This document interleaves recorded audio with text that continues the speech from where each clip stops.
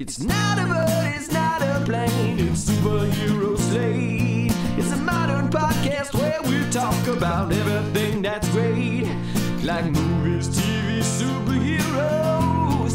It's Superhero Slate, oh yeah. Hello everyone and welcome to Superhero Slate, the show where we run down the latest superhero entertainment news. We love TV, movies, and superheroes, so let's talk it all out. My name is Chris Dillard. And my name is Mike Royer. And this week we're going to be talking about the release of Star Wars Andor. That came and went, and we'll talk about what that means. Black Panther gets a new magazine cover before release, and something else. We'll talk a little bit about possibly some leaked footage, Mike. I believe I sent that to you earlier this week. I don't know if you watched it. If you hadn't been out to the movie theaters, Avatar is back out there. Not the Last Airbender, the other one, the Blue People one. The first one. Yeah, the first one. So that's hitting theaters this weekend and more. Yes, and there's no more mincing words about it anymore. Officially here, at least in North America, it is now officially fall. We've crossed the plane where now you can fully indulge in your pumpkin spice lattes without guilt. Yeah. And so we'll slowly start moving into the big film season, soon enough will be November and December. But right now it's beginning of the traditional kind of television season. Yeah. So we welcomed Abbott Elementary, back into our ranks this week. We've been watching that. There was something else we were watching as well. I mean, we talked about Great British Bake Off a little bit last week. But, yeah, there's so much out there to watch right now. I mean, we record on Sundays, so we always got House of Dragon, at least in this house tonight. And I think half in your household. You said your wife was watching it right now as you record. Yeah, she's upstairs watching it because she's like, I was waiting for you. I'm like, I don't care about Game of Thrones. I never cared about the first show. She's like, well, we watched it together. I'm like, yes, we watched it together, but that does not translate to me wanting to watch the new one. So I'll just follow up on the news. It's articles everywhere every Monday, right? Whenever I start gathering news for the next week, it's always Game of Thrones, House of Dragons. Yeah, very still kind of water cooler-esque in a way where, the New York Times will still be writing articles about what happened on this week's episode, which doesn't always happen with TV shows. It's right under the Wordle articles. A show that my wife and I really like that's kind of family-friendly in the vein of something like a Modern Family. Home Economics has returned for its third season. We really like this show. And the premiere is one of those kind of milestones for an ABC television show where the cast shoots at a Disney park. So the season premiere of season 3 all takes place at Disneyland. They go to Galaxy's Edge. There's lots of lightsabers and there's Chewbacca and everything. So it does feel a little cheesy in a way because when characters kind of mention something about or in the park, they kind of use the full official name of just we gotta go or we're gonna be late for Star Wars Galaxy Edge. Nobody would say the whole thing like that, but I would say it's still a milestone, right? When you're popular enough on ABC to where they'll give you the budget and they'll let you go shoot at the park, in the middle of the night when no one's there. Yeah. So if you're a fan of those, we've talked about it before. We've grown up in the '90s. Tons of sitcoms have made their way to Disneyland or Disney World. Always got a Disney special episode, right? There's always that one. Even the Muppets had a go to Disney World special at one point. So. Exactly. It's you've been tapped, you've been marked, you've been knighted by the queen, whatever euphemism you want to use, right? Well, the queen's dead, so it's knighted by the king now. So we gotta adjust our pronouns, Mike, as we move into this new era of. Yeah. Isn't it crazy though? She was reigning for so long though. Yeah. That if that euphemism was working, it would have been that. I'm still gonna use it. I don't care. Yeah, it's fine. It's fine. Yeah. But yeah, we're officially in fall. We're officially in TV season, but also.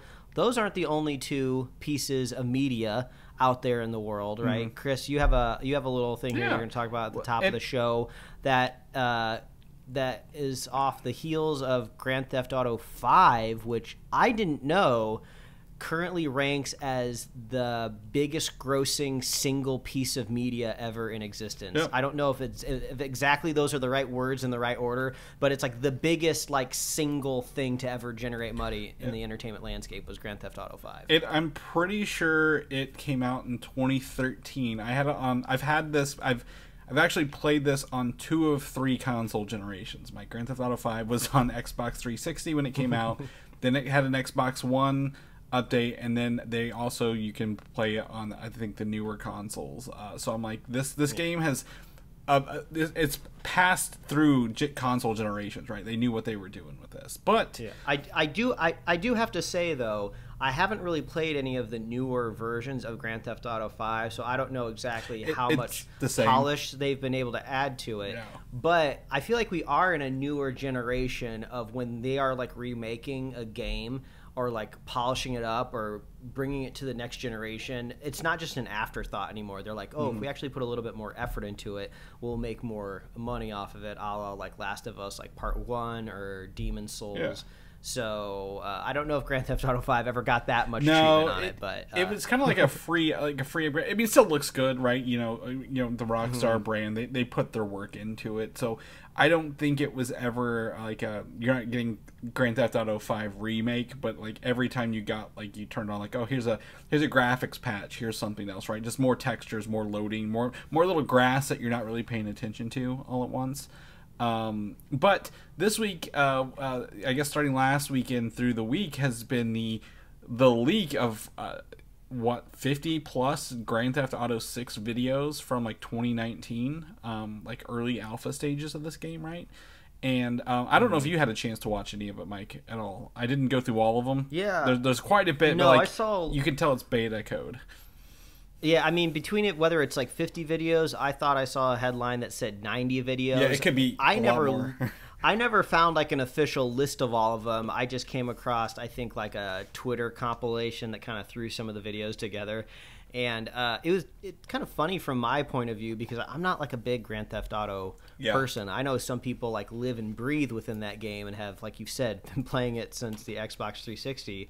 But I kind of saw the footage, and you can tell it's kind of like alpha or like an early build because the whole world around the character isn't exactly built. And if I remember correctly, I feel like maybe there's some like additional like developer like UI on the screen. Yeah, like there's like code, there's like icons or something. Yeah, like the code will come up, and that wouldn't be there. Yeah, it's kind of like that those cheat codes, right, in the old games where you type something in and it would populate stuff. It's very much like that.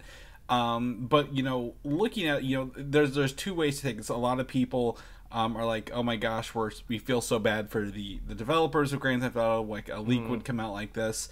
Again, everyone, even the people who leak, like this is from 2019, right? This is 3 years old, kind of thing. Is one way to take it. I look at it the other way. I didn't really, for me, you can only buy a game so many times before you're just like, this is not fun anymore. So Grand Theft Auto 5 was kind of that game for me. I'm like, I played it on the 1, had a really good time on multiplayer online. I've not turned it on in years. So seeing this actually kind of rejuvenated my hype for a Grand Theft Auto series, Mike, if you will. Simply because I was able to see what they're doing with it, right? You get to see it was Grand Theft Auto Vice City, location. You got to see the female protagonist and using she was in a car at some point doing some shootings, how she interacts with the world, how really kind of good the game looks, right?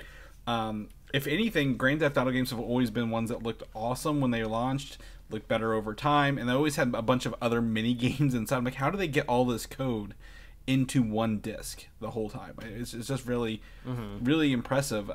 So I mean, I know there are people who are very kind of up in arms over this. I feel bad that it was a hacker who leaked it rather than someone's like some viral marketing. But at the same time, I'm like, wow, I'm kind of ready for Grand Theft Auto 6 after 9 years, coming up on 10 years. Let's get some of this out here and see what they can do in a modern video game. Because I think there's a lot of people who listen to the show, myself included. Mike, I don't know about you, played a lot of Grand Theft Auto 3, Vice City, and San Andreas, all in that one generation of video game consoles.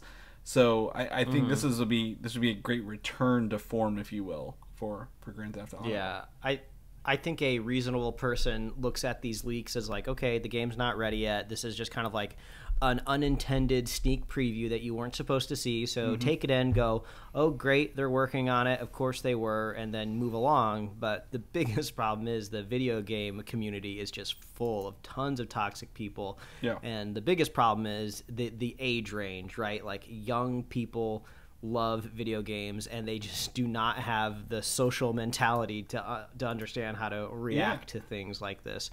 So yeah, if it sucks because these like developers, unintentionally go online, see like 12-year-old brats like trash talking their like totally unfinished work, which is totally unfair. And I've heard like they're worried about morale over there.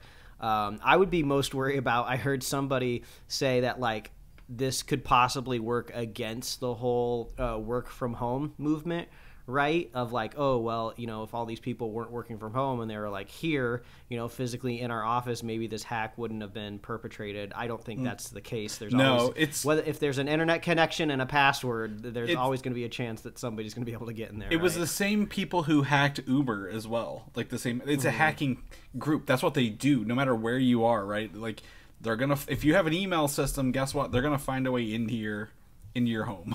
Yeah, and it was a social engineering hack too. I don't think we know exactly what have happened, but if social engineering is happening, it means like, oh, somebody probably like found their phone number or faked an email address and emailed somebody, and they're like, oh, we're IT, we're checking on something, and somehow fish their password or something like that. But either way, yeah, it sucks. But I would say you're correct, Chris. We are level-headed people that saw the leaks and was like, okay, cool, they're working on it, and moved along. Well, I think the other part of this is the only reason I think this blew up is two things. One, it's Grand Theft Auto. Grand Theft Auto has always been, I guess, one of those games that has quote-unquote radicalized people about video games, right? Like, oh, you're killing hookers, you're stealing the money back, you paid for the hookers, like, you're killing people. It's a violent game, video games cause violence. And Grand Theft Auto has always been the forefront of that, like, no, we don't, actually. But our games, do have that in there. So it's like, I think if it had been any other game, would have been right under the radar. But because it's Grand Theft Auto, everyone's like, I gotta know more about Grand Theft Auto, the game that's, whenever a new one comes out, there's always some sort of law getting passed to try to limit video games to people. So it's just funny. I saw here that you have something down for Diablo 4. Did something leak? Yes, for that? about an hour of gameplay of Diablo 4. It's in, I think, a closed beta or maybe a late alpha for that as well. Was leaked. And I was able to download some of that and watch it. But like, it's just interesting that two of like very large games, like very large like visible property games, had leaks in the same week. I was like, what's next? What game do you want to leak, Mike? Because maybe if you say it out loud, it'll will it into existence here down the road. But it was very interesting. We'll talk more about another video game that was kind of surprise announced this week under kind of out of nowhere. But yeah, I think it's just interesting that all these people like.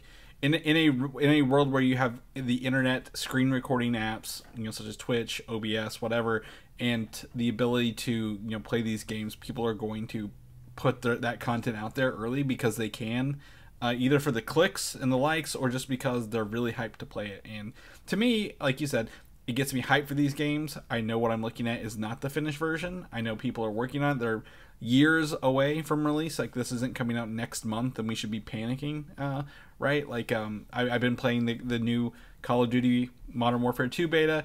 It's got some problems, but I don't think they're going to be, they're not going to be realized in 2 months, like, for, like, I guess, net code connection. But, at the same time, it's fun to see it, fun to do it, so... if you do some Google searches, you can probably find this stuff. I'm not going to link it here simply because everything who shared this is getting flagged, and I don't want everything to get taken down. So, yeah, you guys can go Google search that stuff up there. On the flip side, Mike, you've been taking a dive back into a legacy franchise, if you will, right? Coming up on 40 years almost of a franchise of movies. Yeah. So what you got for us? Yeah, I don't know exactly if kind of like the streaming rights just coalesced or maybe there was like a marketing push when the kind of newest Predator movie called Prey dropped on Hulu, which unfortunately I still haven't had a chance to sit down and watch yet. But in the meantime, I've been kind of going back and catching up on some Predator movies that I've missed that have been very conveniently located for the most part on Hulu as well. So I did have a chance to watch Alien vs. Predator, which is the very first Alien vs. Predator movie. And that was actually surprisingly good. I always thought it was going to be really cheesy, especially when I heard about it when I was younger coming out. It just kind of seemed like, oh, this really just seems like a grab for cash. And I don't even think I was that sophisticated of a moviegoer at that time either. I was probably just like a really annoying teenager. But even I could look at it and go like, these things aren't supposed to be together. This doesn't make any sense. So I finally got around to watching the movie, and it wasn't half bad, actually. I thought the visual effects for 2004 were pretty convincing, and it's still that kind of like sweet spot of movie VFX where they still felt like, let's throw some practical stuff in there because it will still look better than what we can really achieve in a timely fashion on a computer. So overall, I thought the story was fun, and I'm not super invested in like the Predator or Alien lore, and I don't believe this one is considered canon, if there is a canon in this universe at all. Yeah, it's hard to pick this one. I think the sequel to AVP, Aliens vs. Predator Requiem, is the sleeper hit of the two, if I could be completely honest. But I don't believe you can hold try to make a line between aliens and predators and make them all work at all. I don't think it holds up. It is a pretty easy universe to cross over, right? They're both aliens, that come across humans at some point in time. So that's all you really have to do. And like the timeline is very wide and long, so you can kind of throw any of those adventures anywhere on that timeline. But of course, after the movie ended and the director of Paul W.S. Anderson pops up on there, I was like, oh, of course. I am slowly becoming a completionist of this director that I don't like, but why do I keep watching all of his movies? I just find it pretty hilarious. I think your subconscious is telling you something. Like literally, you're just picking them at left and right, man. It's the part of my brain that just like wants to eat like sweet tarts or something like that. Just something that's totally calorie empty, but my body just wants. But one really interesting thing about AVP is the sequel, Alien Requiem, which I think came out 4 years later. Yeah, 3 years later. 3 years later. Is it picks up literally exactly where the last one left off, but with a totally different creative team, at least visually as far as I can tell, because the very last shot of Alien vs. Predator, I get spoilers, but this is not really why you watch these movies, but the very last shot of Alien vs. Predator is there's a dead predator being taken away on a predator spaceship, and then a chest burster bursts through its chest. Bam, hit the credits, right? Yep. So the next movie picks off and it recreates that exact same scene, but the visual look is totally different. In the first one, it kind of feels more futuristic.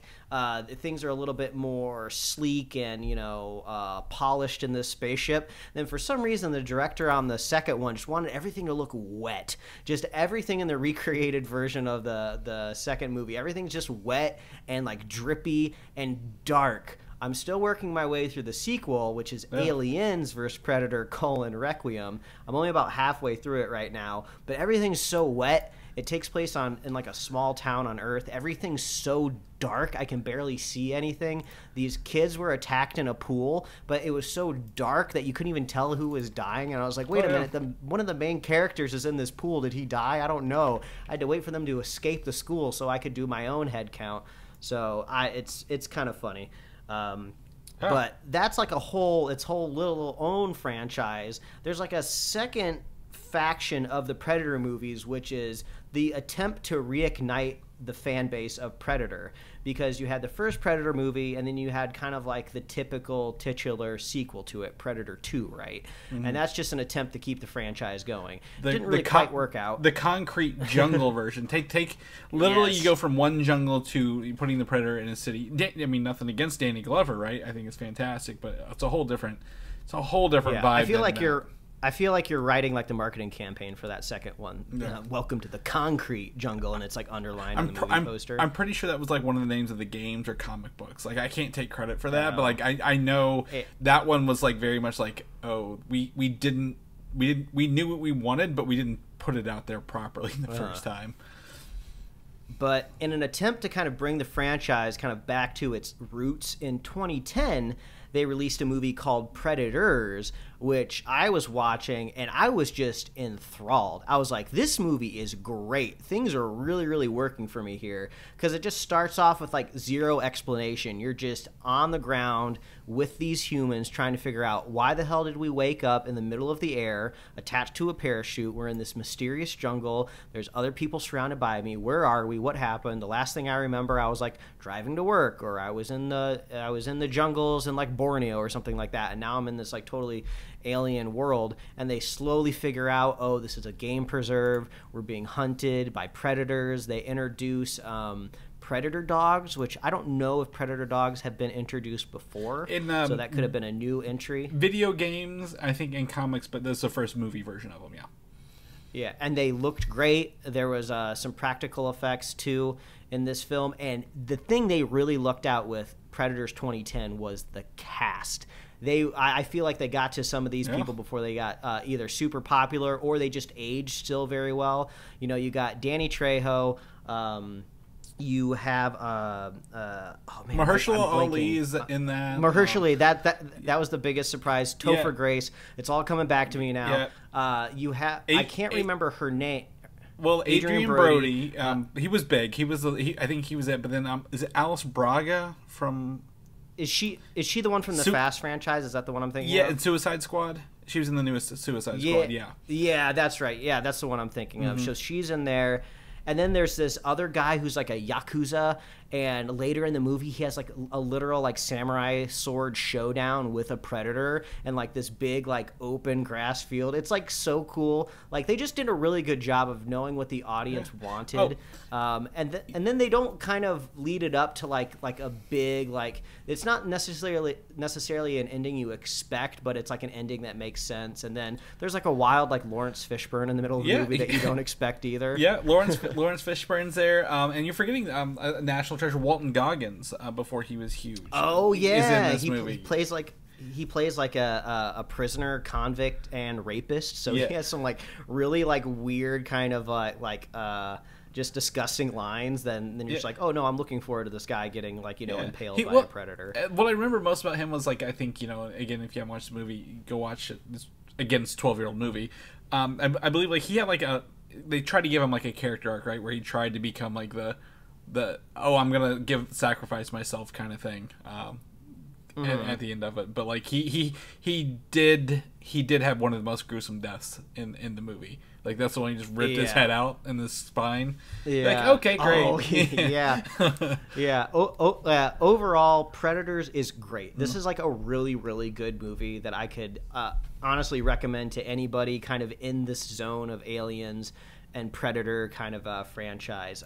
Still need to finish AVP 2, like I was saying, and then as I was telling Chris, it's a little bit harder to find to stream, but also the 2018 version of The Predator, which feels it's in the same vein as Predators, which I know this is a lot hard to keep track of with all of these S's, possessive or sequels. Just articles, just there's the Predator or The Predator.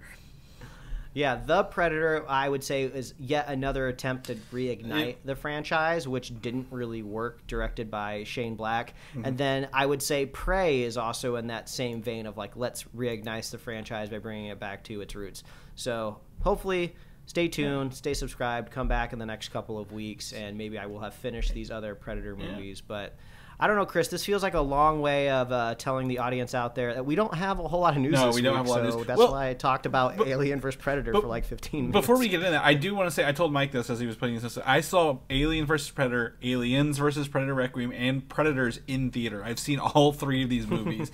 I paid money to watch them when they came out because it's like that perfect time. And when we were growing up, I was like 2004. Like, yep, Aliens, perfect. Predators, even better.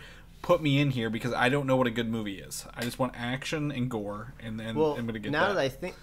Now that I think about it, I don't exactly want to age ourselves to our audience, but these movies would have been coming out at the perfect time where we could get into rated R movies without parents. It would have been like just the right age. So it's like, hell yeah, I'm gonna go see this. I can go. I don't need permission. I'll go watch this. It is fun watching Aliens versus Predator Requiem, because like the whole reveal that they keep teasing so far is that like there is an alien out there that's like half Predator DNA. The Predalien, has, like, mandibles and everything. Yeah, so like I'm waiting to see it. They're like intentionally bathing it in shadow. I'm just like, show me this goddamn alien already. So I have to wait. You were not the only person to think that movie is like the darkest film ever made. They're like we're lighting the movie by candles, right? So but that's exactly what. But I think it has some of the better like kill scenes compared to the previous one, because AVP's in an iceberg, like, right? It's just a scientist team accidentally finding the stuff. This one is like, okay, like we're going full action out on this. Like I believe there's like have they got to the school yet in that movie? Maybe? I just finised the part with the school, the pool. Yeah, and there's like the big blades coming down the hallways and stuff like that. So maybe. If not, it's fine. Maybe they go back to the school. Either way, you're gonna enjoy yourself there. I believe that movie also starts with them just straight up killing a kid. Like they're like, we're gonna this kid got a face hugger. Scene 1, right? Like, isn't that what that was? It's just like, all right.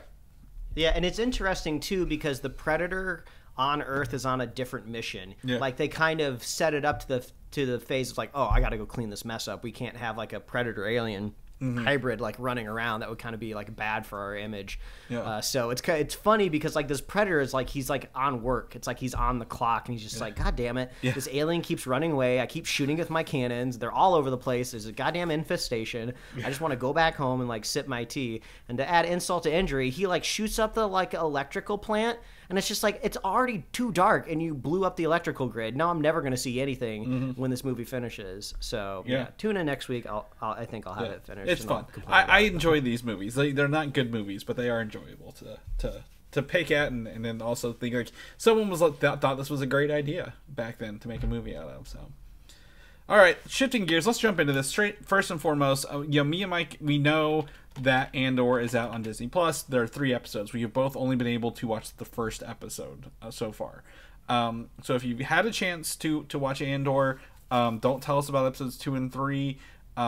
We were able to catch one. I believe it was like 30 to 40 minutes, Mike. It's not a full hour, but it's longer than a half-hour episode, if I'm right.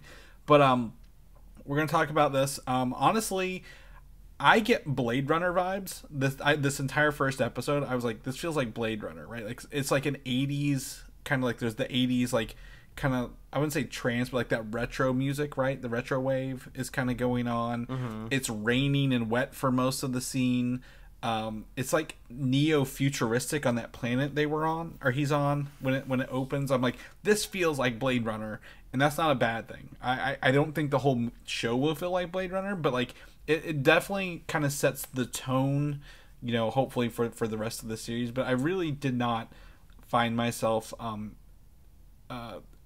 I guess upset. It didn't offend me to watch episode 1 of Andor, much like we had anticipated over the past several years of watching this. Waiting for this. It's just so funny. Like Chris and I, off the mic, were saying earlier that whether for good or for worse, like Andor is probably the most niche idea for a Star Wars story, right? I was telling him that like I had to show my wife a recap of Rogue One because we hadn't really seen it much since it was out in theaters, because I couldn't just explain to her like, oh, we're about to watch a show about Cassian Andor, because it's just like a blank stare of like, who? Who's that? Are they related to a Skywalker or an Obi-Wan? Like, no, as far as we know, no. So we watched a little recap video on YouTube, and then after that, she was like, "Okay, I remember that movie." So we watched the first episode, and she's like, "I don't know who any of these people are. I don't know anything that's happening." Yeah, and I told Mike, I'm like, I don't. She's not alone. I feel like we're like, I don't know who any of these people are except Cassian Andor. So but so that's just a way to say like, don't be surprised. Like if you do like this show, maybe some of your friends aren't into it. Maybe you can't get your parents in on watching this one. I would say you have to have a somewhat interest in Star Wars, or just like have nothing else really going on, like nothing else is streaming right now. Everyone's talking about this new Star Wars show, I'll give it a look. Well, I think it's I think, it's not a heavy commitment, and I don't think you're going to be emotionally drained after watching this, right? Like a lot of other shows, like you have to pay a lot of attention. Man, I don't know, man. Emotionally drained. I guess this will go into like I think in a positive way. Like he like shoots a dude point blank in the face in like the opening of the show, and I was like, I was on board after that. I was just like, okay, we have not gotten this dark on like a Star Wars property in a while. Well, he did actually. When we first met Andor, he killed that dude. He shot him cold dead in Rogue One, and when we first met him, which is kind of like a throwback to this. And I think I also told Mike this, if you haven't watched Rogue One in a while, you don't need to watch Rogue One to get into the show. Maybe to know who the character is, possibly, but like, I was very afraid the show was going to start with the end of Rogue One and be like, and this is the story of Cassian Andor and how he saved, or saved the rebellion or started the rebellion. But it doesn't. It just cuts into a story, and you're like, okay, this is great. I did have to stop and look up to make sure I wasn't missing subtitles for this show, because they are on this planet. What is the name of that the planet they're on? They're called like Canaries or something. Canarian. Like It's Canarian. It's Canaria. It's with the Kaneria. I looked it up, and apparently the planet Canaria is so off the grid, like they don't speak Basic, which is like the common language in Star Wars. So like literally there's no translation for anything they're doing. So I was like, I had to stop and put on subtitles to make sure I was like, am I missing this? Am I stupid? So I'm waiting. I'm looking. Do the subtitles say anything? No, not. Well, they're like score and like tone of what they're saying. Right. It's just like. Oh, okay, gotcha. Not word for word. So I'm like very interested to see if the explanation kind of comes through a little bit more down the road. But I was like, that's a bold choice on a show, kind of right out the gate, especially as much as they talked.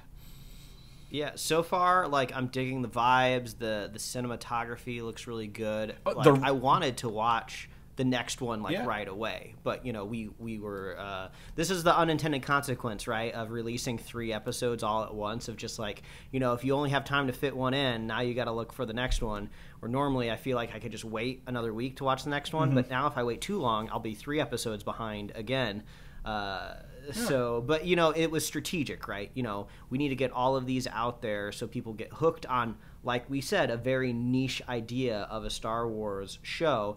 And, to be, at least fair and critical in a way, episode 1 just kind of ends, right? There's not much of a cliffhanger. They don't really, in episode 1, they don't super traditionally, set up the goal for the protagonist for the season. Right now, after the first episode, Cassian is just trying to lay low. That's kind of like the main motivation he has right now. And then there's like a smaller kind of lower subplot that's pulling him throughout his life of trying to find his sister. And it seems like that's just something that's kind of always happening. Yeah. So yeah, that's probably why I was so motivated to watch the second episode, because I felt like I hadn't really finished the first episode. But so far, so good. It feels very much like Rogue One. So I'm gonna give 2 things here. One is a notice, and one's a theory. Notice number 1 is these are real sets, and by God, it feels like a real sets. Right? Oh, yeah, it's great. It's kind of nice knowing that, maybe it's not a good idea to make the majority of your television show in the volume. Yeah. It's good sometimes, not all the times. Yeah. The raining, the I guess the town he's kind of in, right, where he's working, everything. I can see them figuring out how to film this with the camera. They got to hide behind, a corner of a building, right? They're not just, everything's not out in the open and clear. It was very fun to see them film this in real locations or pre-built sets. So I was like, this is awesome. Really absolutely love this. 2, I think his droid becomes K2SO. Mike, what do you think about that? His little trash can droid. They're going to take his sassiness and put it in a big body. Whether what it is, I love the droid though. I love the construction of it because it doesn't quite look humanoid, so it's in kind of that R2 realm, but it can still emote because it has that spinning inside and it kind of like a telescope. Yeah. But yeah, I could see it because the first thing you learn about the droid is that it's kind of malfunctioning and it's not working super well, and sometimes it'll forget to keep Cassian's secrets, which I just think is really funny. So yeah, I could see it going onto a floppy disk or something and then being put in one of those Imperial droids. It's kind of got an attitude to it, kind of like K2 K2SO does, right? Like a sarcasm kind of to it, which I think that's kind of what's leading me to that bit a little bit. I could be wrong, but I thought that was a very, very interesting. For me, I was like, I could totally see him being like K2SO, because he really is. He just a red Wally, because he looks like a red Wally in this little Star Wars universe. Yeah. So overall, yeah, I think it's it's a fine show. I think maybe after we get through the three that came out, I could probably, like you said, make a pitch better. Like, oh, this is a political thriller. This is a spy show, right? If you want to see Star Wars or a spy show in the Star Wars room, this is what you want. It might be the way to pitch it later, but I don't know yet. So. Yeah, I think so far we can both just say so far so good. So far, we'll keep on. We set our bar pretty low, our mental bar pretty low on this one. So yeah, that is true. That anything above that, I'm happy. We'll take it as a win. In other Star Wars news, sadly, James Earl Jones has retired from the Darth Vader voice acting role. With that, though, he has given explicit permission to use archival recordings of himself and AI to recreate his voice going forward. So he's totally on board with this, and apparently the people at Star Wars have said he has worked with that AI company for feedback and to design the sound of like his voice being used, right? So we kind of talked about him possibly using AI for Kenobi, right? So it sounds like he actually recorded Kenobi, but that was like the last time he was like going to kind of do that role a little bit. Yeah, I feel like this is kind of like one of the first stepping stones, right, for artificially keeping a kind of character alive. Mm-hmm. James Earl Jones is getting up there in years. He's, tackling Mufasa again for that Mufasa film coming out. Yeah. So I would imagine he announces his retirement from Mufasa, right around the time that movie releases, because that would be aptly timed. But I feel like with Darth Vader, you luck out a little bit to where like it is James Earl Jones's voice, but it's also kind of always going through like that filter, modulation, right? Yeah. So they're lucky that that's probably extra easy to use artificial intelligence with. You put it through that filter, and even if it kind of sounds a little weird, it comes out filtered. And it sounds, and Darth Vader has a 45-year presence, right? So it's not like it's like, oh, this is the first. We've got to think about it now in the 11th hour. No, they've been trying to probably do this for years, or create it. I remember that you used to buy a costume in the early 2000s that kind of modulated your voice to sound like him a little bit. So I mean, technically, since they've given us more Anakin throughout the years, James Earl Jones is actually more factually the voice of the modulator of the suit, because it is supposed to be Hayden Christensen voice underneath, which is just it's funny. Someone should do like some science of just like what kind of pitches and filters do you have to add on to Anakin Skywalker to make it sound like Darth Vader, and then just throw that same on other people. Be like, oh, I want to know what I would sound like if I was in the Vader suit. I tell you what, I don't even think that. I think you go more into the Clone Wars and give it to Matt Lanter, right? He voiced Anakin for 9 seasons and more. Oh, yeah. So I say like, oh yeah, don't pay Hayden Christensen, pay Matt Lanter and give him some voice work to do. So, but. Yeah, I mean, this is sad, yes, but, good that he was able to retire in his own terms, give the blessing, and help design that technology going forward. How much more Darth Vader can we hear, though, Mike? That's my question. Like, are we peak Vader? Like, is it just for, like, maybe Disney World stuff? Like, I mean, hopefully it's not for movies, right? Has he already recorded lines, for season 2 of Obi-Wan? Because I would assume Vader's in that, right? If they do a season 2, but... probably most likely.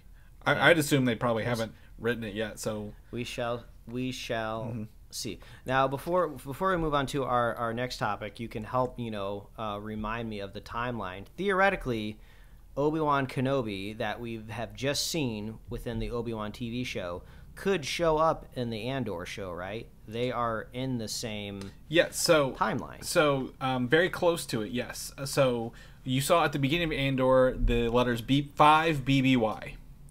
And do you know what BBY means in Star Wars?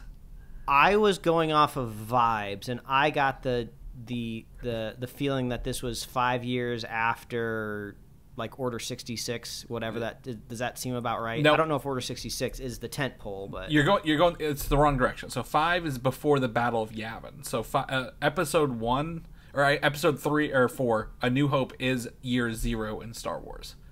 So the prequels are have been post dated X amount of years before the Battle of Yavin, like as archival stuff. So it is taking place 5 years before A New Hope, if you will. Oh, okay, gotcha. Obi-Wan is like and 10 years before the Battle of Yavin, I guess, based on Luke Skywalker's okay, age. So they could, they totally could run into each other. Yeah, 100%. And I think, with the way Kenobi ended, right, with him probably going out and being a little more active out in the universe with this rebellion, I could totally see him showing up in end of the season, kind of get hype back for the finale kind of deal. So we might get that. We might get a lightsaber before it's all said and done, Mike. You don't know yet.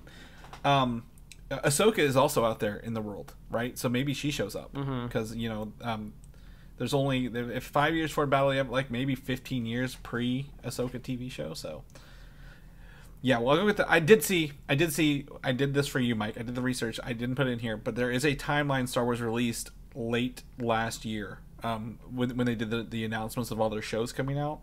So I'm going to give you that timeline, Mike, so you can see where all this lives when it's all said and done. That way you know your Star Wars timeline. All right, shifting gears. Black Panther, Wakanda Forever, the next MCU movie coming up in November. So that means marketing is about to ramp up, right?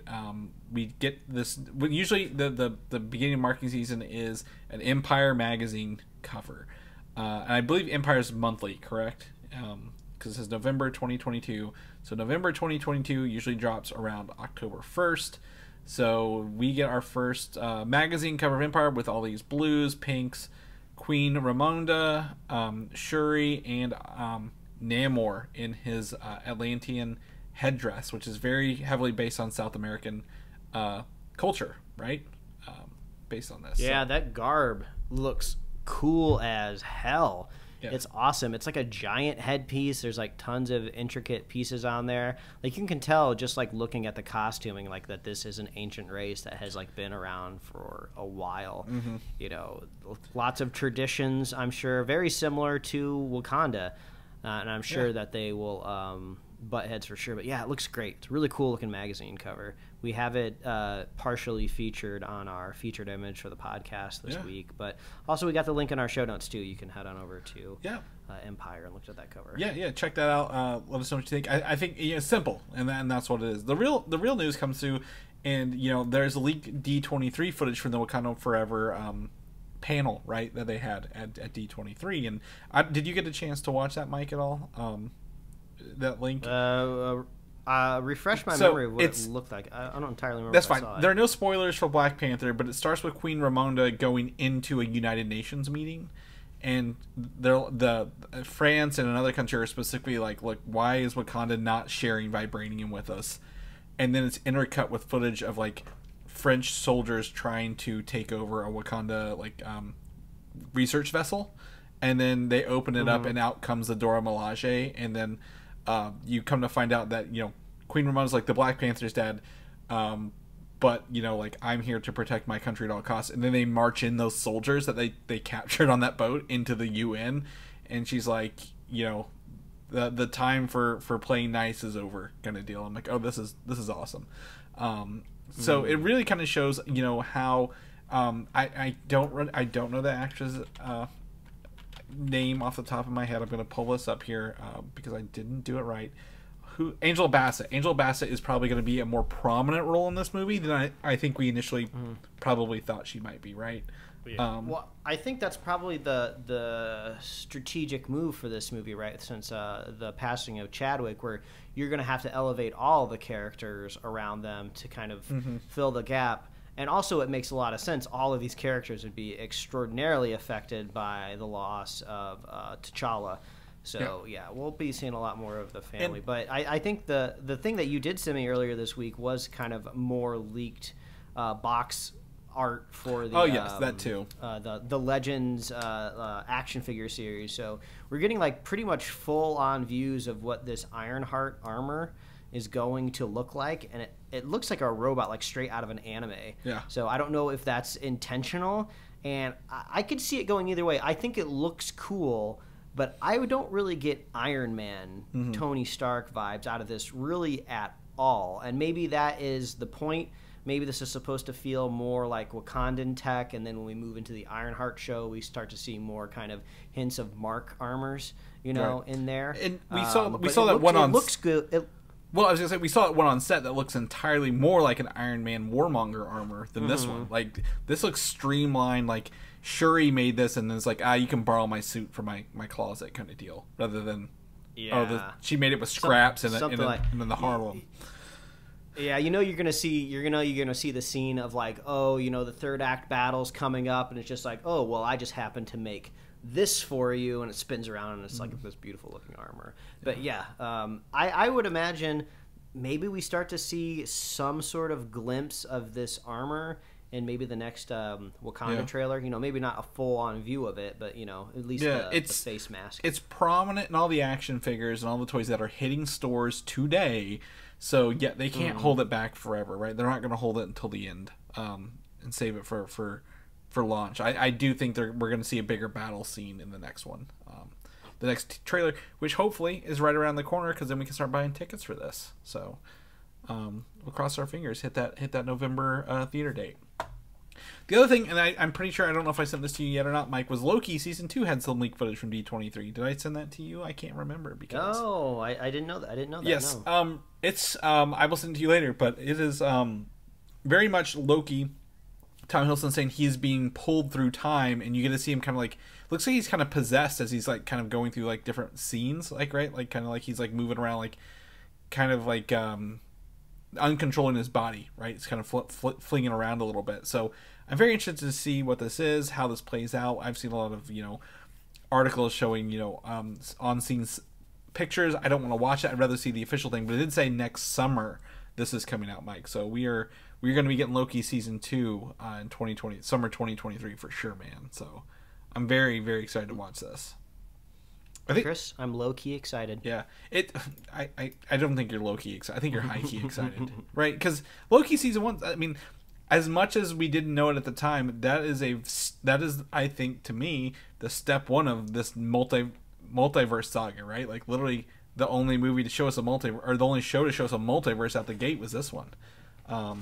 Still waiting for a little bit of follow-up on that, right? Yeah. They kind of pitched that first season of just like, this is earth-shattering, and then nobody's really talked about it since. No one's like really uttered the word TVA outside of that show, or really anything. So I'd love to see it incorporated a little bit more. Yeah, well, we had Spider-Man break his universe. What If? You had Doctor Strange. We do know Kang. We got He Who Remains, played by, can't think of the actor's name. Jonathan Majors. Jonathan Majors, yes. Not Jonathan Minors. That's a different character. But Majors, high key, low key. Jonathan Majors getting cast as Kang, getting a movie called The Kang Dynasty. We probably felt it at the time, but we didn't know how impactful that would be. So Season 2, really has got to have a really, really good follow up there. So we'll play that by ear. I don't have any footage from Daredevil Born Again, Mike, because it hasn't filmed, because it's 18 goddamn episodes for a show.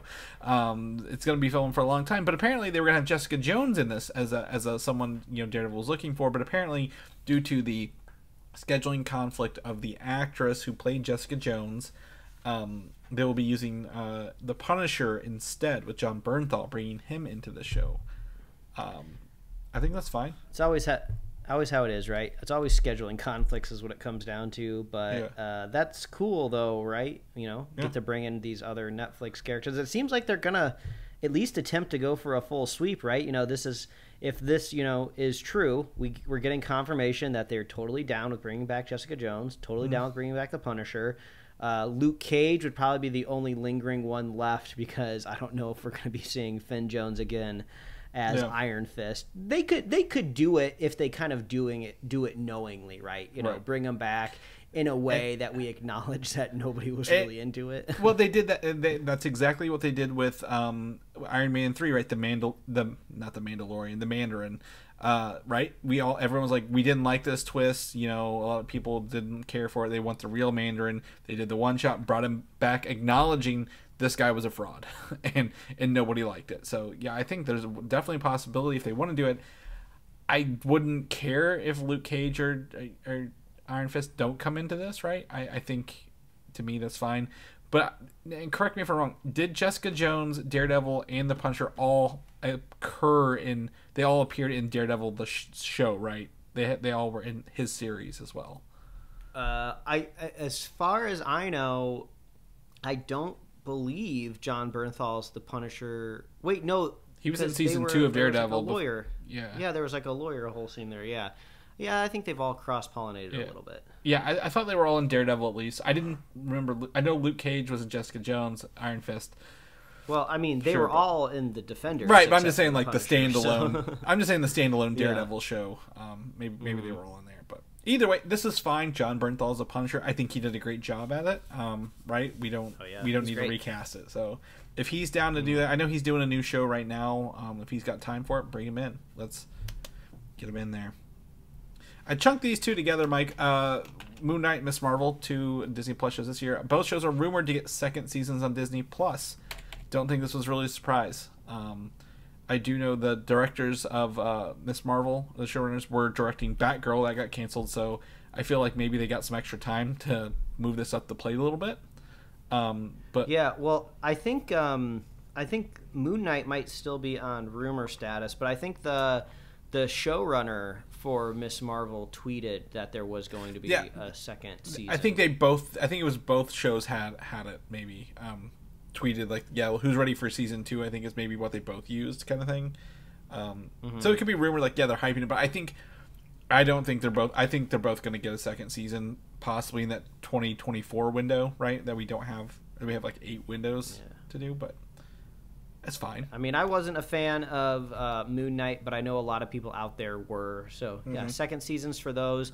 I'm not surprised, but it's not unworth having the conversation, right? Because WandaVision probably not getting a second season because it wasn't set up to be like that.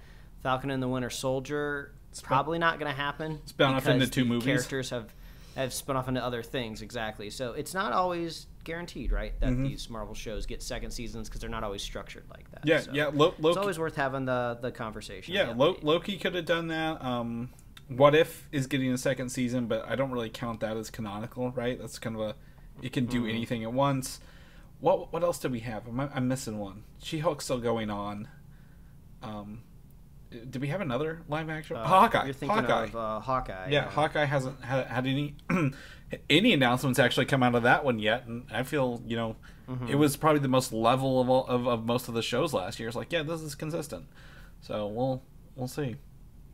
But on the other side, maybe you get surprise announcements that are not really surprises because everyone knows about them. Werewolf by Night. Coming out, and they have confirmed, or someone possibly asterisk confirmed, 52-minute and 37-second runtime. Yes, I'm happy to hear that because there was a part of me that was a little worried of like, could this just be like a 20-minute thing, right? Like the literal definition of like a short film, which I think usually kind of clocks in around like 15-20 minutes, something like that. So I was like, oh, maybe that's what it's going to be, and that's why they were able to kind of like make it and put it out so quickly. But glad to see kind of like close to an hour here. And I feel you can get a lot done in that 45-minute range without credits, right? Even if it's 52 minutes with credits. Like, I feel like some of the She-Hulk episodes or like WandaVision were like too short. You're like, I want more. Like, you can't do this in 20 minutes. The other part of this was on the Disney Plus app. If you check it, it's now marked as horror instead of comedy.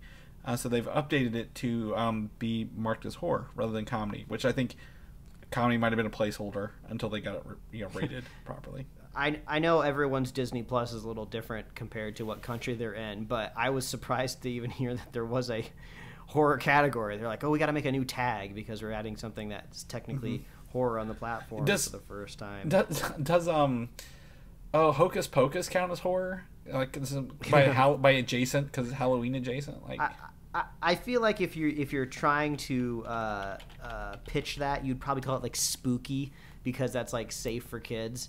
But the sub-hour runtime actually could be really effective, because if they're kind of leaning into like this cheesy kind of grindhouse look for the film, you know, after an hour, you know, that could kind of weigh on you a little bit, right? Oh, you yeah. know, because it's like, oh, well, how long do I want to indulge, right, in something like this? So yeah, I think this runtime sounds like the sweet spot. Yeah. I did pull up Hocus Pocus as family, comedy, and fantasy. So no, it's completely wrong. So the best part about having Disney Plus on like a browser, you can just whip this stuff up right away and check it. Moving along, Fantastic Four, we have confirmation, I believe, that Jeff Kaplan and N. Springer have been tapped. This duo has been tapped to write the film, and I believe they've actually been confirmed for a while, but like nobody really just was paying attention to this, or they've been hired and nobody knew until this week. So they, I believe I sent that over to you earlier this week about how some of them, like Rick and Morty maybe, or that might be King Dynasty, but these they I guess they're like been selling a lot of spec scripts in Hollywood, Mike, and you usually know if you're selling a lot of spec scripts, you're probably a hot commodity in Hollywood, so they snagged them up pretty good for that. So Matt Shackman is still Shackman, whatever his name is still directing it. So, you know, when do you think we're going to start getting casting announcements, Mike? Next year? Yeah, I mean, we were kind of hoping we would get some at like Comic-Con or D23, right? And that never ended up happening, which is, you know, unfortunate. But yeah, this is a good get for them.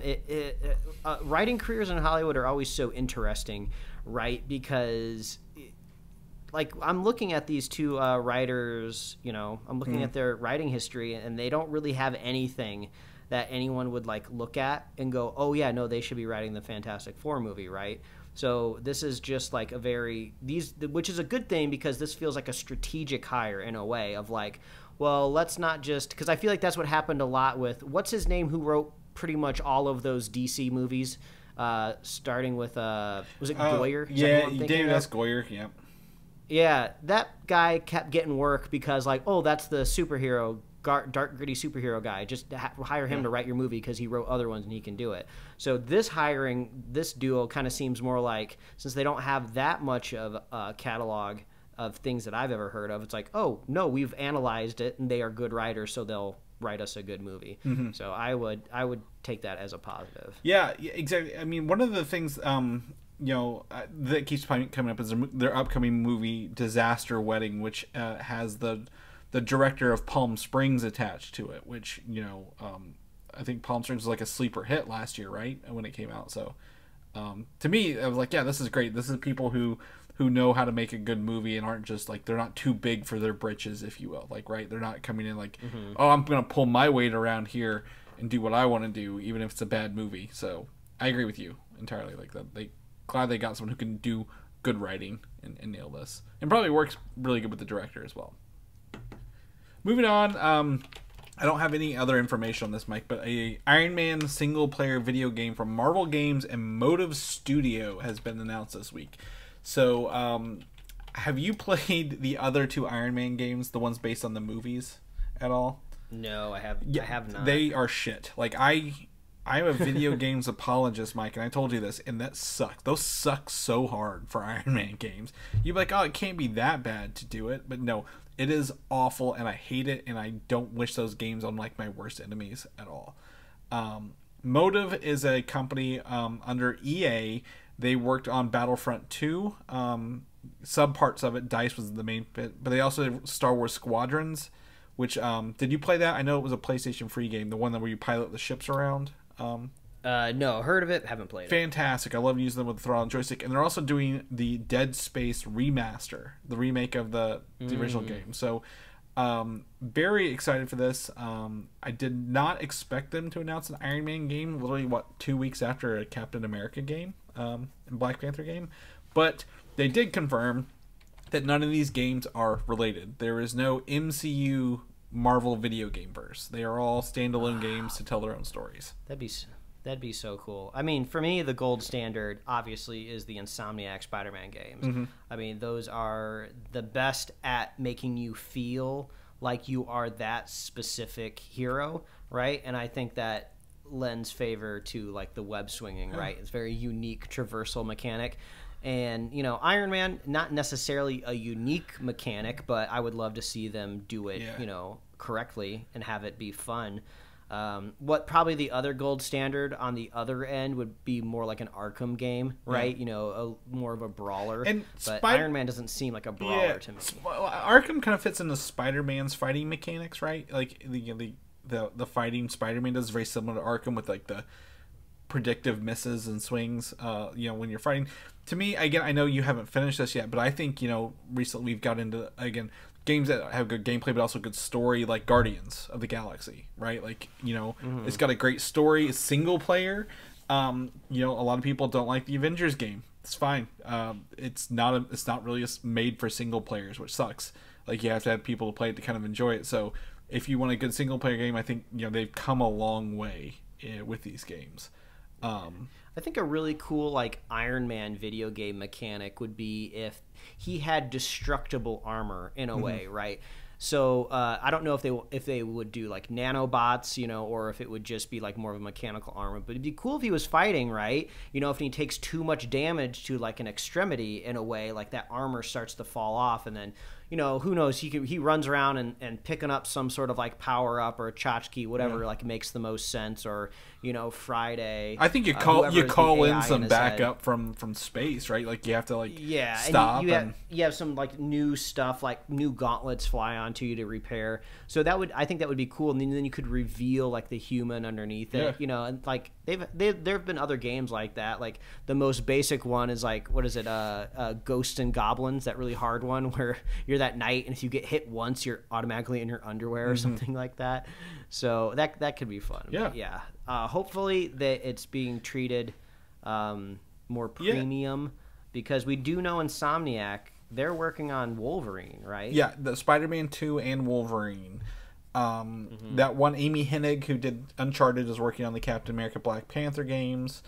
Motive is just on this again. My experience with them are Squadrons, which is a really good story, and then Dead Space, which is one of my I don't like horror games, but I really like Dead Space for that. And then I want to there's another one, I'm missing it.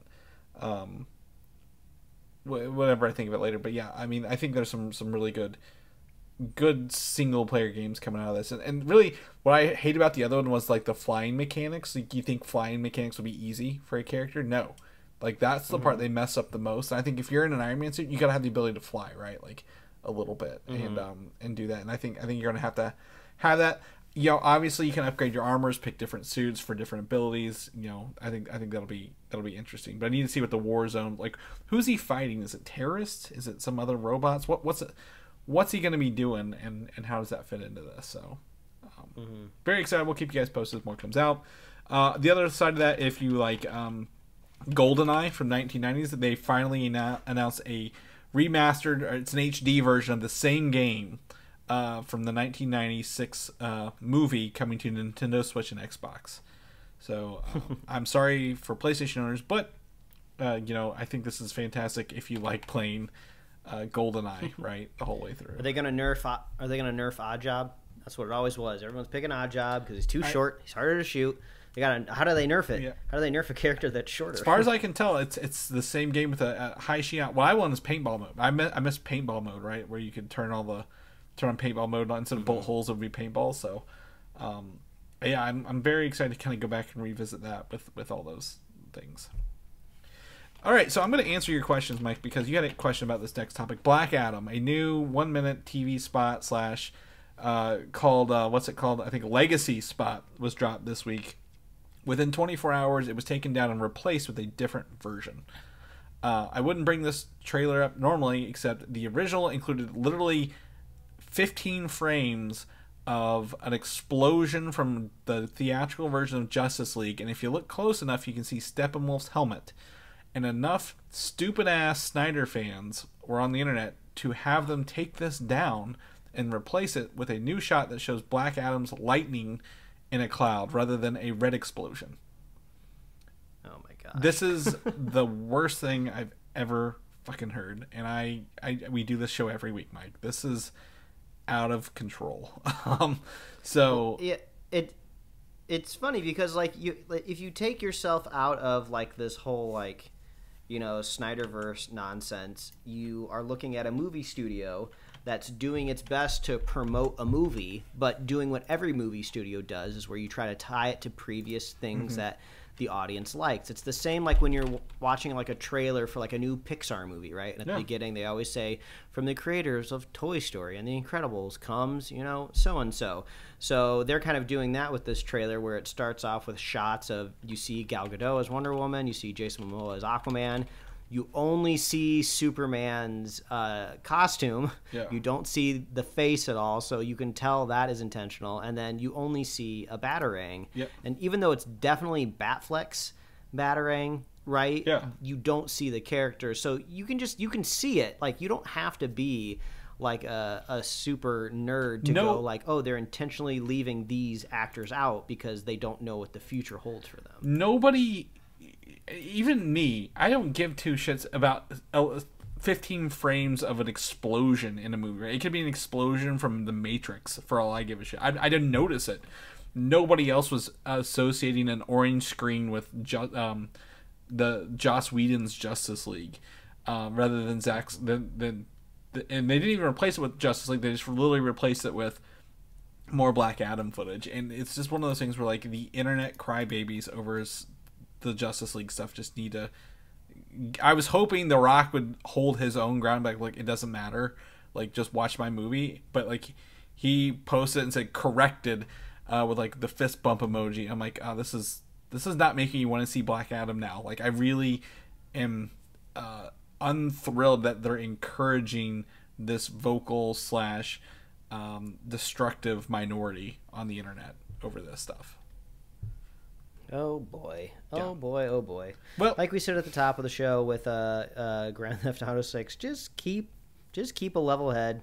Yeah. You know, doesn't matter. Just doing their best. Everyone's doing their best. It's a movie at the end of the day is just a movie. It doesn't matter what it belongs to or who it connects to. Mm-hmm. So, yeah. Anyway, in this, Amanda Waller is the connecting tissue. She has voiceovers mentioning all the other superheroes. It's got Harley Quinn, right, from her solo movie in there. Mm. So definitely they're trying to show, like, from the studio that brought you these other movies. I think Eternals was, like, the last Marvel movie that did that right, because then they show, like, here's all these other things that happened, but this is the history of the Marvel Universe kind of thing. So yeah. Mm-hmm. If I remember right. So, yeah. Anyway, you can check out that corrected one in the link. You can find the original one on YouTube as well to literally see the 15 frames if you missed it.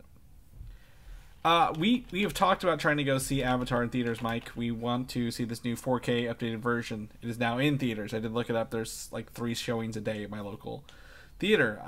What I didn't know is that the release now includes a new post-credit scene preview for the upcoming Avatar 2 The Way of Water movie. So if you say after the credits, you can watch that. However, in a twist of events, various ending scenes are being shown depending on which theater you're in. So that's fun. I actually like that. I think some people might be annoyed that like, oh, why didn't I get that one? But I think that's fun. I think it's just a fun little gimmick. The part about this that I think is it's not weird. I guess it makes sense. Is I think it is on what version you're watching. The 3D version has a different one. The high frame rate, 48 frames per second, has a different one. The regular IMAX has a different one. I think that's how they're doing it. I'm waiting for these to all hit YouTube, like people just videotaping them, so I can see what they are. I mean, the re-release didn't do too bad. $30 million, I think, is what the box office is saying for it coming back. This is like an older movie just coming back. They usually don't make this much money, and it's almost like a proof of concept, right? Of like if the studio was worried at all, like, oh, are people still going to care about Avatar? People showed up. They wanted to see it again, so it worked. So whoever idea it was at the studio to be like, hey, I think we should re-release that movie. If it was somebody on Cameron's team, if it was somebody at Fox/Disney or 20th Century, whatever it's called now, good for you. Your plan worked. You're getting a promotion. Yeah. And they released this like right after Endgame, so it can make more money than Endgame, and then now they've re-released it yet again. So I'm like, this movie is going to keep hitting theaters. It's going to be a yearly thing at this point. I'm really hoping. I've been trying to figure out when the home release of this 4K version is going to be, right? So we can check that out. But alas, nothing's on the books just yet. So we'll keep you guys posted on that. Lastly, Mike, I just want to talk about the newest episode of She-Hulk. Were you able to watch it this week, by chance? Yep, okay. Seen it. Perfect. If you've not watched it, episode 6, you can walk away, watch it, come back, listen to this. Really, it's not much. No, we're not judging the quality of the show. I think it was very. This one was like a very short episode. I do enjoy that they were like, "Are we just gonna do a filler episode after teasing you?" Yes, we are. Like they literally are telling us what the internet is gonna complain about the day of the episode, which is very funny. But I thought it was very interesting that they were able to bring in Mr. Immortal from the Great Lakes Avengers into the show, and he was like a B plot for the actual episode. Did not expect that at all. Of all the characters to pull into your show, you grab Mr. Immortal. Like, it was interesting. It was clever. I actually did enjoy like the creative thought process behind it. Of like, oh, what if this actually did happen? How would you litigate it? I thought that was humorous, but at the same time, this is the first instance where something's happening that I was initially worried about with this show. Of like, if you're going to introduce somebody that's super powered, you can't just not explain it, right? When it was the shape-shifting person that looked that was a fairy, they came from Asgard. Okay, we get that, right? But there's no explanation of where Mr. Immortal got his powers from. We haven't from who's the person that copyrighted Titania. Titania, right. Yeah. They haven't explained her origin yet, but I figured since she's still in the show, it could still come. With her chip in her teeth, I think we're going to see that sooner than later. Like, because she's not, I guess she wouldn't be completely invulnerable like she's been selling herself, right? Like, I think we're going to find out about that one. Yeah, and even when we saw those kind of quote-unquote construction workers, right, that were trying to steal Jennifer Walters' blood, they were using Asgardian construction worker stuff. Yeah, so it's just Marvel, you just can't. This is not going to work for me. And I don't know if this is going to be a problem moving forward, but I just want to call it out while it's here. You can't just introduce people with powers and not explain them. This isn't like a comic book, unfortunately, where you can just easily do that and write it in one little dialogue bubble, or sometimes even at the beginning of a comic there's like a little appendix that kind of explains characters. We don't have that luxury here. So if you're telling me that Mr. Immortal is this guy that's immortal, you got to tell me why he's immortal, right? Like where did he get it from? Has he how long has he been like this? He's been married a lot. Has he been like this his whole life? You gotta explain it. I don't know if they're ever gonna do that. I'm gonna disagree completely because I don't care when it's run for a joke like this. The whole point of this was actually Mr. Immortal was set to be in that canceled New Warriors show with Squirrel Girl. Essentially that whole show is now out the gate, right? Like any hope that they were gonna revive that show from how long ago was that? Like 4 or 5 years ago. At this it's been a while. 2017. That means they're not even gonna run that anymore. They're like, yep, we're gonna run this. But I thought it was interesting to pull. They're pulling D-list characters out to use them for this. Along the way, I also don't. I mean, again to your point, I think they could possibly come back and explain it. I think this show is smart enough to be like, look, we want to know how he did this, so we're gonna tell you how he did it, kind of thing. Like they don't. The show seems to answer its own problems or fallacies usually in the next episode pretty early on, if anything. So I definitely think we might get something about this. But I did enjoy the what was the I can't think of the assistant character's name in the show. She was able to kind of come to life here and do something creative with things like eight wives and a husband, right? That he had. So I think it was funny. The last thing is it's coming to light here. The villain is I guess running the group called the Intelligentsia. The Intelligentsia is interesting because this name has been introduced once other in the MCU, and that was with in Age of Ultron when they mentioned Ulysses Klaue was a former member of the Intelligentsia. I don't recall that at all. Yeah, it's like on this little biography card kind of thing when it holds it up there to read a little bit about it, on a screen. The other thing, the Intelligentsia is also it's been a home for the leader, we just got confirmation is going to be the villain in Falcon and the, or what? Well, not Falcon and Winter Soldier. What's that? Captain America 4: New World Order. So, MODOK has been a part of this, but MODOK, I think, in the MCU is going to be relegated to something else. So I think we're going to, again, this is going to lead into Captain America, right? I think the leader, the person who has Hulk blood in them, is probably going to be also going after Hulk blood, if you will, right? And this is another way to get around those distribution rights of having a solo version of those characters from the Incredible Hulk. So I thought it was very interesting that they pulled that group of characters out, and based on who was in that, that group also created the Red Hulk. Mike, you're familiar with the Red Hulk, right? We've always talked about that coming into you. So that group is actually the one who took the Hulk's blood and created the other Hulks, including Red Hulk. So we're not going to get that simply because the passing of actor William Hurt, who played General Ross, but they could be creating more Hulks or doing something. So wanted to loop everybody in on that, because I think that's a very big group name to drop at the end of the episode without any I guess bullet points. So we have 3 episodes left, 8, 7, 8, 9. We are missing an entire Daredevil episode, right? So do you think he's going to be next? Do you think he's going to be like saved for next to last as like a team up kind of thing? I mean, at some point in time, right? He's got to be meeting on top of a parking garage in that yellow suit. Yeah, we're all waiting for it. Flip off a car.